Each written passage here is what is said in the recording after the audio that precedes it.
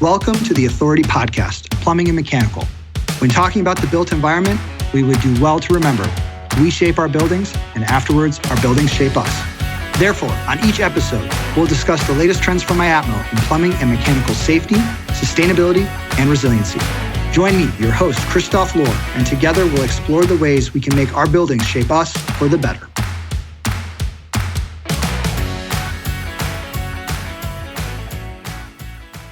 This episode is sponsored by Q-Flow International, offering innovative Legionella membranes filters to stop and help prevent Legionellosis and more. Just because it's clear doesn't mean it's clean.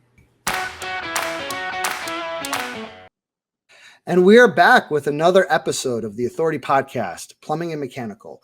For this episode, we're going to talk about Legionella and can shower filters and other faucet filters prevent Legionella. We usually think about Legionella threat in terms of hospitals and buildings, but did you know the Legionella threat can impact home water systems too? How big is the risk and what steps should communities consider in new home construction and remodeling? And joining me back again for the second time is Dr. Janet Stout. Dr. Stout, welcome to the show. Yeah, my pleasure to be with you, Christoph. Well, we're really excited to have you back, and I always enjoy our conversations. It's been a little while, but let's dive back into it. So for our listeners, what is Legionella and how do people become infected? So Legionella is the bacteria that causes a life-threatening form of bacterial pneumonia called Legionnaire's disease. And it probably surprises people to know that this bacteria is in the water coming out of their faucets and showers. And so how do people become infected from the water that's coming from their showers and faucets? Well, historically, the usual mode of transmission or how people become infected is called aerosolization. It means that the bacteria in the water gets into a mist or an aerosol and we breathe it in. And so it has a direct pathway into our lungs. There's also another way called aspiration, where you're drinking basically a glass of water that has Legionella in it or ice, and then it transiently colonizes the upper airway, and you little bits and pieces of those droplets go down into your airway via aspiration. So basically, when those bacteria make their way on little droplets that get put into the air from spray, that's where there's some concern there. Yes. So then, is Legionella a concern for bathrooms in single-family homes or other types of buildings? Well, that's a great question, and one that we asked very early on in our research, which goes back to the 1980s, not long after the discovery of the disease at the American Legion Convention in Philadelphia in 1976.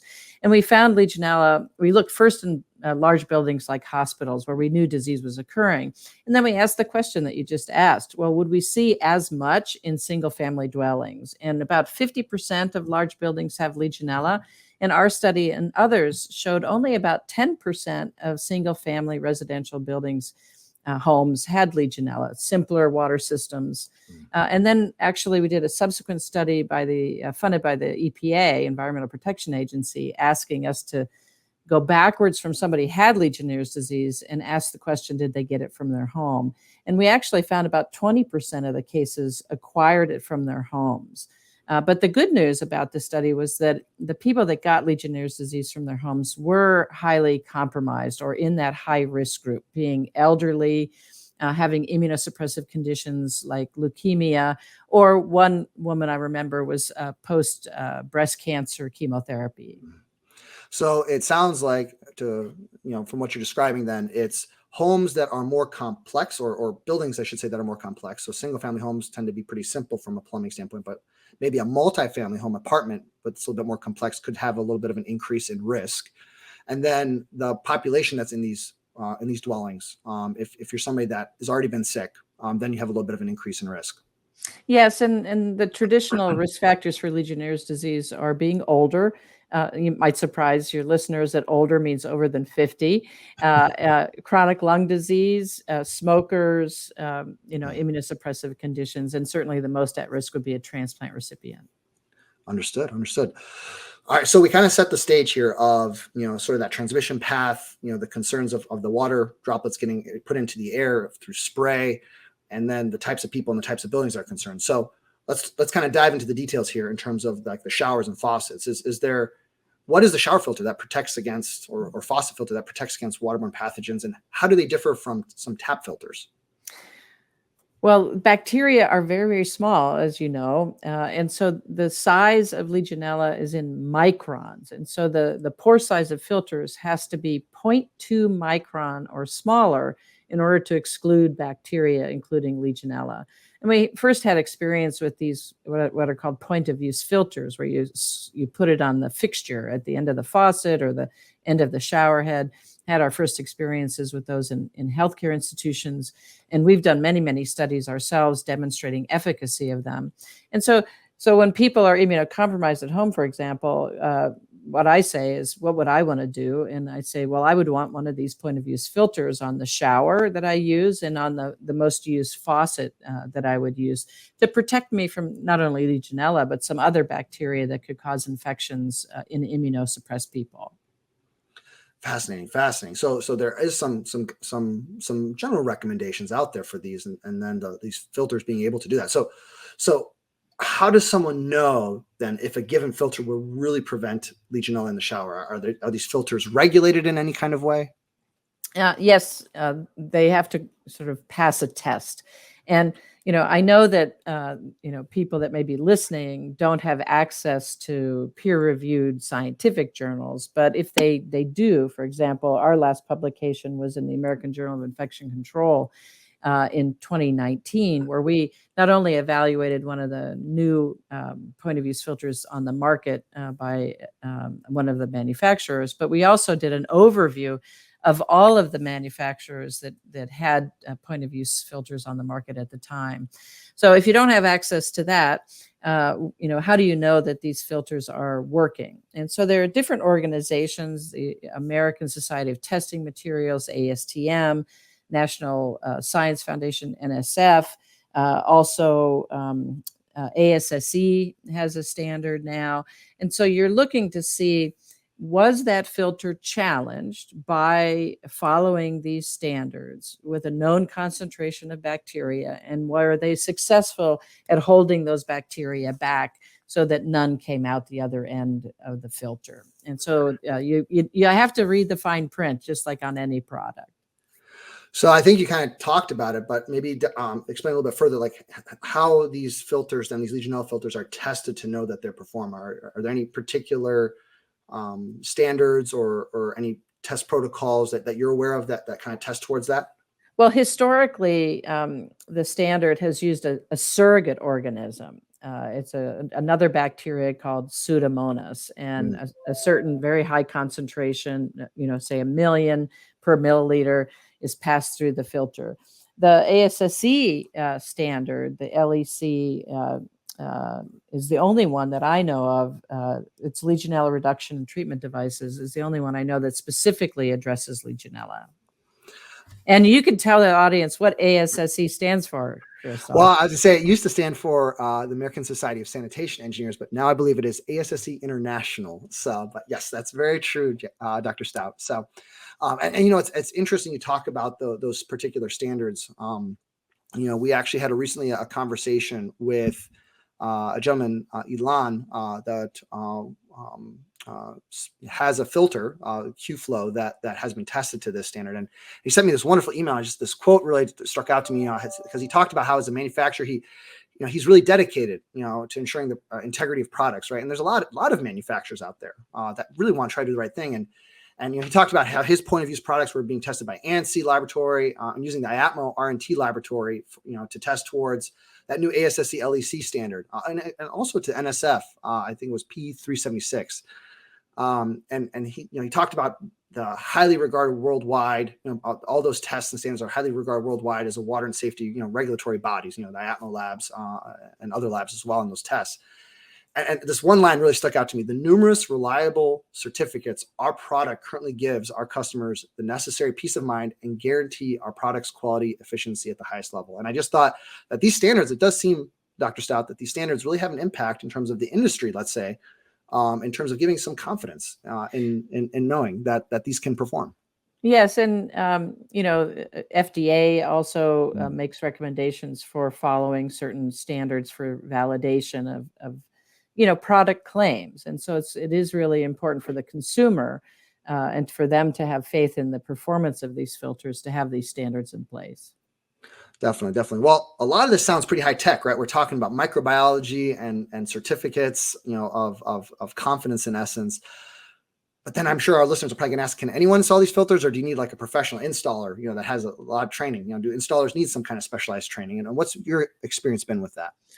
My experience with this, regardless of the manufacturer, is they are interested in making sure that the installation is not so onerous that an average person couldn't do it. And so most of these, the piece, there's an adapter piece that goes on the end of the threaded end of a faucet, or the end of the shower wand or hose. And that adapter piece, then sometimes there's a quick connector. They just pop on. And then after a certain period of time, you have to replace them. So you don't have to be a plumber to install these devices. And I think that'll give a lot of our listeners some peace of mind. Although I'm sure plumbers can also install these devices too. And so, I think there's a lot of breadth there. Mm-hmm. But you kind of mentioned something there in passing, which was talking about replacing them. What's your awareness been in terms of ongoing maintenance and knowing that you're still protected, with these filters? Right. So depending on the manufacturer, and this was something that we put in the supplemental material of our article, their length of life, right? How long before you have to replace them differs tremendously from manufacturer. And even some manufacturers within their product offerings have different time points, 30 days, 90 days, 120 days. Now, the tricky part is those claims of use really depend on the water quality. And so as we talked about, the pore, the hole that the bacteria are stopped is very, very small, micron, 0.2 micron. And so there's a lot of dirt that's much bigger than that, right? That's in our water. Might surprise people to know that.